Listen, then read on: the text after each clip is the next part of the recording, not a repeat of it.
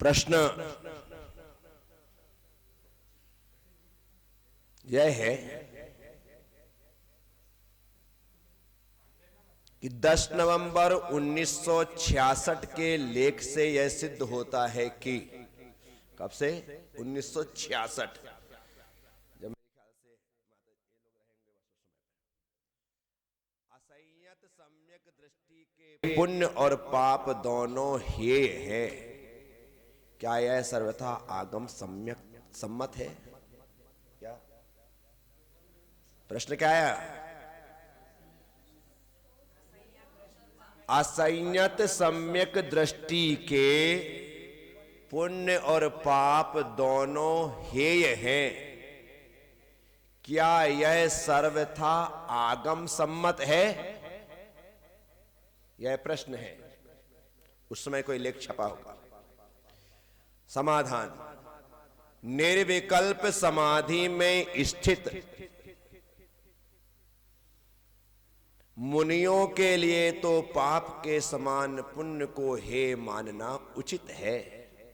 कितना अच्छा कह रहे हैं। निर्विकल्प समाधि में स्थित मुनियों के लिए तो पाप के समान पुण्य को हेय मानना उचित है, किंतु श्रेणी आरोहण से पूर्व अवस्था वालों के लिए क्या? किंतु श्रेणी आरोहण से पूर्व अवस्था वालों के लिए पुण्य हेय नहीं है। पुण्य है 7वें गुण स्थान तक हो गया। कहां तक? 7वें गुण स्थान तक पुण्य है नहीं।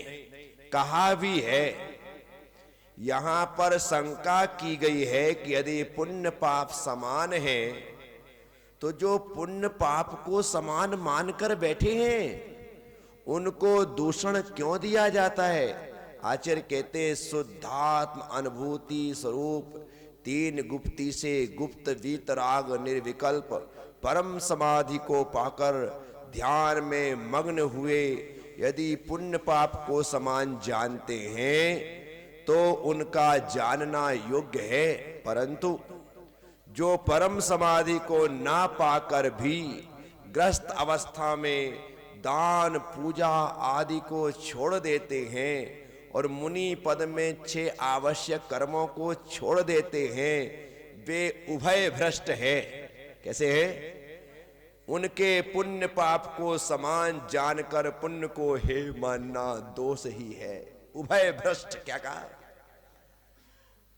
ना वे शुभोपयोगी हैं और ना वे शुद्धोपयोगी। उभय भ्रष्ट हो गए। कैसे हो गए? क्योंकि दान पूजा को हेय मान करके उस अवस्था में छोड़ दिया जिस अवस्था में पाप नहीं छोड़े। जिस अवस्था में पाप नहीं छोड़ा उस अवस्था में पुण्य छोड़ दिया। तो आचार्य कहते हैं ये उभय भ्रष्ट लोग हैं। कैसे काम चलेगा? मैं आचार्यों की वाणी के अनुसार उनके कथनानुसार हमेशा से आप लोगों को बताता हूं कि पाप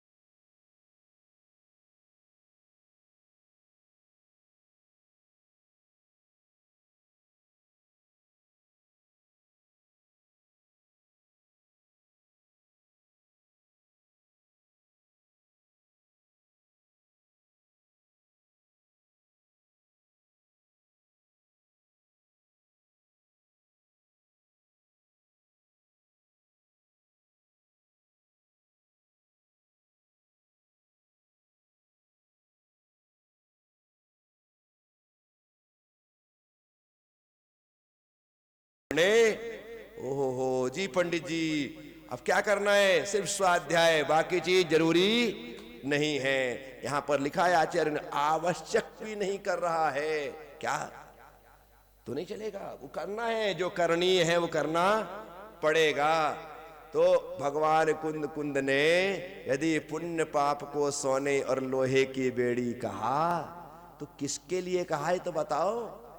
यदि आप कहने लगो कि दोनों बेड़ियां एक सी हैं तो रवि, जब दोनों बेड़ियां समान हैं तो एक बार पत्नी को लोहे की चेन पहना के दिखा भाई। पंडित जी से इतना बोल के देखना कि पंडित जी इस बार तो आपको विदाई में शानदार लोहे की चेन दे रहे हैं, आपके लिए भी, आपकी पत्नी के लिए भी, आपके घर में बहन बेटियां सबके नाम बता दो, आप सबको ले लिया, सबको देते 2-2 किलो की सोने की चेन। क्या ले जाएंगे? अरे जब इसमें तुम अंतर कर रहे हो तो पुण्य पाप में अंतर क्यों नहीं कर रहे हो? पुण्य ग्रहण करने जैसा है और पाप छोड़ने जैसा है। तो यहां पर यही कह रहे हैं पुण्य पाप समान है, तो जो पुण्य पाप को समान मानकर बैठे हैं उनको दूषण क्यों दिया जाता? आचार्य कहते हैं शुद्धात्म अनुभूति स्वरूप तीन गुप्ती से गुप्त वीतराग निर्विकल्प परम समाधि को पाकर ध्यान में मग्न हुए यदि पुण्य पाप को समान जानते हैं तो उनका जानना योग्य है।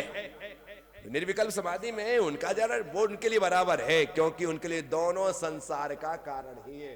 पुण्य भी संसार में रोकने वाला है और तीर्थंकर प्रकृति, कौन सी प्रकृति? पुण्य की सर्वश्रेष्ठ प्रकृति।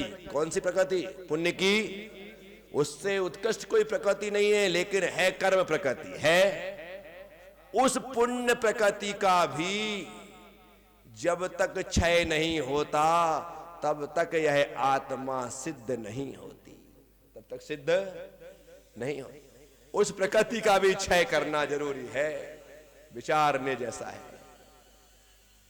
साथियों, यहां आचार्य महाराज फिर क्या कहते हैं? व्रत और तप करी स्वर्ग होए है सो श्रेष्ठ है, बहुरी इतर जो अव्रत और अतप तिन करी प्राणी के नरक गति विषय दुख होए है सो मति होहु श्रेष्ठ नाही, छाया और आतप के विषय तिष्ठने वाले के जे प्रतिपालक का कारण है तिनके बड़ा भेद है। क्या?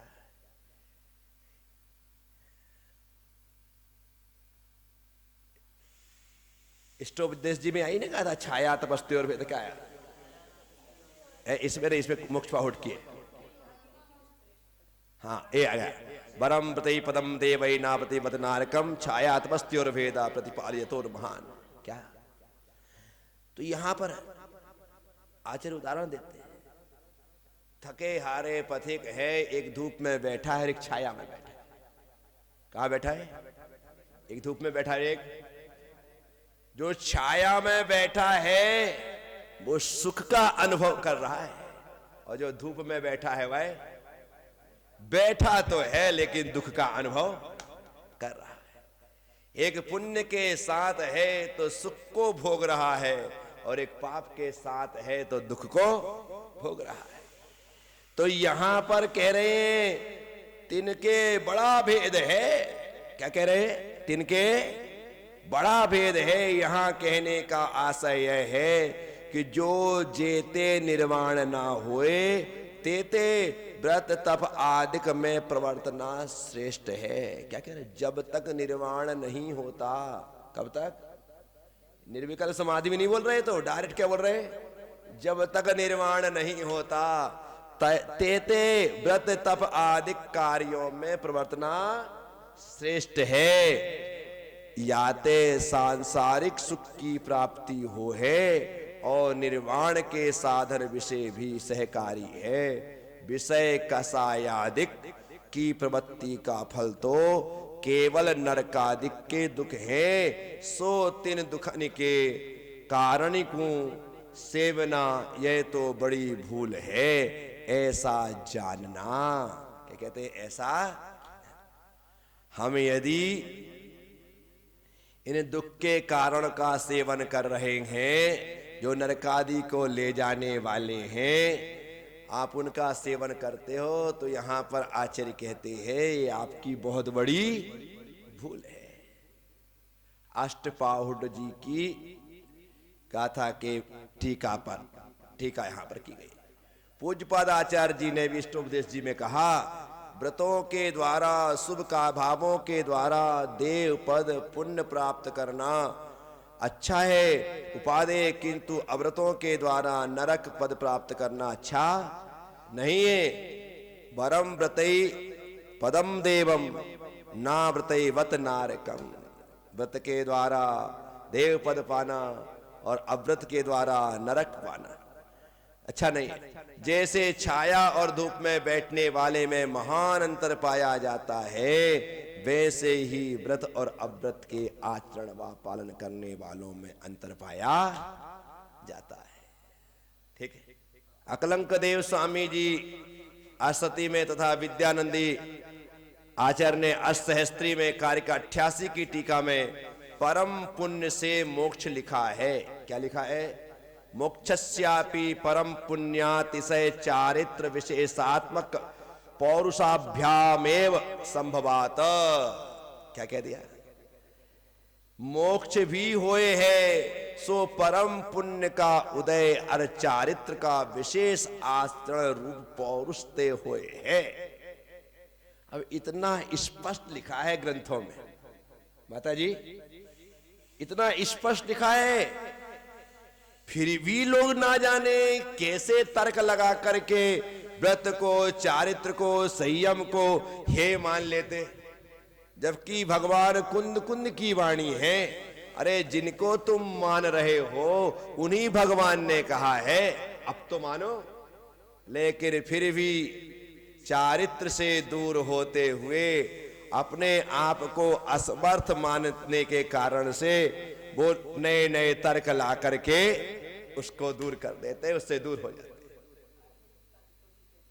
पुण्य फला अरिहंता, भगवान प्रवचन सार में कह रहे हैं पुण्य का फल अरिहंत फल, क्योंकि पुण्य के वृक्ष पर ही अरिहंत का फल लगता है। किस पर लगता है? पुण्य के वृक्ष पर ही अरिहंत अवस्था का फल लगेगा, क्योंकि अभी बोला ना कि पुण्य की सर्वश्रेष्ठ प्रकृति तीर्थंकर प्रकृति और पुण्य का फल अरिहंत का अवस्था है। पुण्य का फल है, क्योंकि अरिहंत का पद पाप प्रकृतियों के क्षय से प्राप्त होता है और सिद्ध का पद पुण्य प्रकृतियों के क्षय से प्राप्त होता है। क्या लिख लेना बेटा इसको? क्या लिखना? अरिहंत का पद पाप प्रकृतियों के क्षय से प्राप्त होता है और सिद्ध का पद पुण्य प्रकृतियों के क्षय से प्राप्त होता है। ठीक है? तो इसीलिए पाप का क्षय करना और पुण्य के फल को प्राप्त करना पहला ध्येय है हमारा। पहला ध्येय क्या है? पाप का क्षय और पुण्य के फल की प्राप्ति। क्या है? पाप का क्षय और पुण्य के फल की प्राप्ति, ये पहला हमारा ध्येय है, पहला लक्ष्य है, हम पहला वही पाना चाहते हैं। तो अरिहंत का जो अवस्था है ये पुण्य का फल है, लेकिन सिद्ध की अवस्था पुण्य का फल नहीं है, पुण्य क्षय का फल है। सिद्ध अवस्था, अरिहंत अवस्था पुण्य का फल है और सिद्ध अवस्था पुण्य क्षय का फल है। ठीक है? इसीलिए इन बातों को जानते समझते हुए हमें पुण्य को सपने में भी हेय मत कहना, पुण्य को कभी छोड़ने का भाव मत करना। पुण्य स्वतः छूट जाएगा, आप ध्यान करना तो प्रारंभ करो, अपनी आत्मा में रमण करना तो प्रारंभ करो, पुण्य स्वतः छूट जाने वाला है। उसके लिए हमें कुछ करने की आवश्यकता नहीं पड़ेगी। क्या? जो महापुरुष होते हैं उनका आहार होता है, निहार नहीं होता। क्या? जो निहार है ना ये पाप है। क्या है? क्या है? आहार तो पुण्य के उदय से प्राप्त हो रहा है, लेकिन निहार का अभाव जो है वो भी पुण्य के उदय से हो रहा है। तीव्र पुण्य का उदय होगा तो श्रेष्ठ आहार की प्राप्ति होगी और निहार का अभाव हो जाएगा।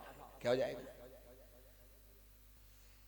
तो निहार का बंद होना अर्थात अभाव होना, ऐसा शरीर मिला कि इस भव में मल मूत्र का क्षेपण ही नहीं है। अब मल मूत्र ना हो तो आप विचार करके चलो कि हमारा कितना सारा समय और अपने ध्यान में आत्मरमण में लग जाए। ये पाप का उदय है। क्या है?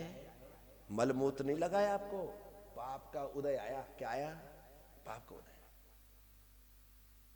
तो इसलिए वो तीर्थंकर महापुरुष इस पाप से तो मुक्त होकर के ही आए हैं। इस पाप से मुक्त होकर उन्हें किसी प्रकार से ये बाधा नहीं होती। बाहुबली 1 साल खड़े हैं तो भोजन अकेले का ग्रहण नहीं करना ये मोह नहीं है कि भाई ऊपर। सबसे बड़ी बात है मैं खाने का तो त्याग कर सकता हूं, जाने का त्याग नहीं कर सकता।